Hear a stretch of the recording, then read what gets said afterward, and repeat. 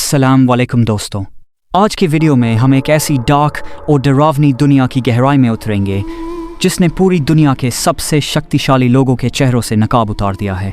हम बात कर रहे हैं जेफरी एप्स्टीन और उसके रहस्यमयी लिटिल सेंट जेम्स आइलैंड की। आखिर उस आइलैंड पर कौन से अवैध काम होते थे? हाल ही में रिलीज हुई एप्स्टीन फाइल्स में बिल क्लिंटन, प्रिंस एंड्रयू और स्टीफन हॉकिंग जैसे नामों का जिक्र क्यों है?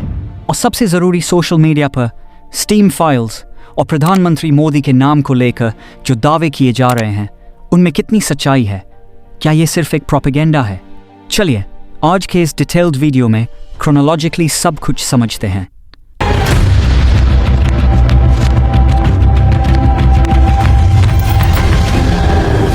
क्या आप कल्पना कर सकते हैं कि समुद्र के बीचों बीच एक ऐसा आलीशान आइलैंड हो सकता है जहां दुनिया के सबसे ताकतवर लोग, चाहे वो किसी देश के राष्ट्रपति हों, शाही परिवार के सदस्य हों या मशहूर वैज्ञानिक, अक्सर आते जाते थे।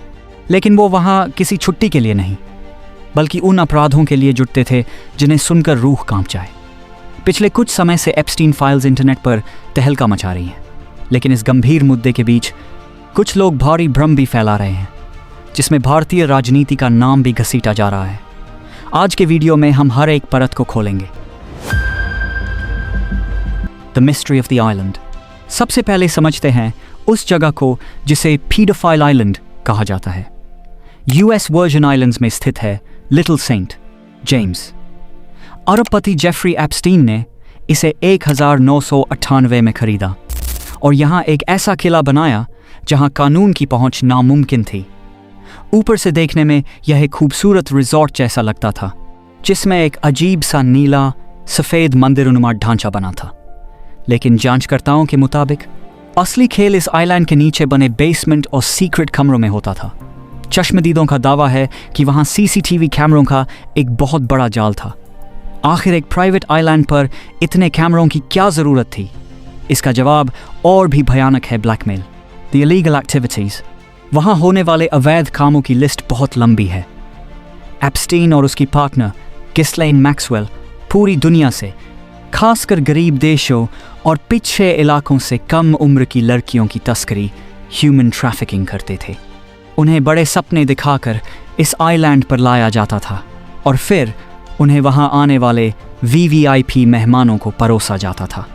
एप्स्टीन ने इन मेहमानों की छिपकर वीडियो रिकॉर्डिंग की थी ताकि वो दुनिया के सबसे शक्तिशाली लोगों को अपनी उंगलियों पर नचा सके। ये सिर्फ एक सेक्स स्कैंडल नहीं था, ये पावर और ब्लैकमेल का एक ग्लोबल नेटवर्क था। The VIP names exposed. अब बात करते हैं उन फाइल्स की जिन्होंने पूरी दुनिया को हिलाकर रख दिया। हाल ही में कोर्ट के आदेश पर सैकड़ों पन्नों के दस्तावेज सार्वजनिक किए गए, जिन्हें एप्स्टीन फाइल्स कहा जा रहा है। इनमें जो नाम सामने आए वो चौंकाने वाले थे। बिल क्लिंटन, अमेरिका के पूर्व राष्ट्रपति का नाम इन फाइल्स में 50 से भी ज़्यादा बार आया। हालांकि उन्होंने किसी भी गलत काम से इनकार किया, पर वह एप्स्टीन के प्राइवेट जेट लोलिता एक्सप्रेस में कई बार देखे गए। प्रिंस एंड्रयू, ब्रिटिश राज परिवार के इस सदस्य पर तो सीधे तौर पर गंभीर यौन शोषण के आरोप लगे, जिसके बाद उनसे उनके शाही अधिकार छीन लिए गए। Stephen Hawking. सबसे ज़्यादा हैरानी तब हुई जब दुनिया के सबसे महान वैज्ञानिक का नाम सामने आया।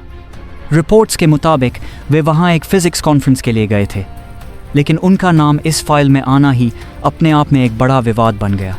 इनके अलावा डोनाल्ड ट्रंप, डेविड कॉपरफील्ड और कई हॉलीवुड सितारों के नाम भी इन दस्तावेज़ों के पन्नों में दर्ज हैं। द फैक्ट चेक, मोदी, स्टीम फाइल्स।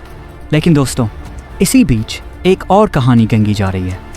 सोशल मीडिया पर कुछ लोग दावा कर रहे हैं कि इन फाइल्स में प्रधानमंत्री नरेंद्र मोदी का नाम है और इसे स्टीम फाइल्स या स्टिंग फाइल्स का नाम दिया जा रहा है।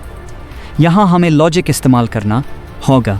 सबसे पहली बात, स्टीम एक प्रसिद्ध डिजिटल गेमिंग प्लेटफॉर्म है जिसका इस केस से दूर दूर तक कोई लेना देना नहीं है। दूसरा, एप्स्टीन की आधिकारिक कोर्ट फाइल्स में कहीं भी भारतीय प्रधानमंत्री का नाम नहीं है।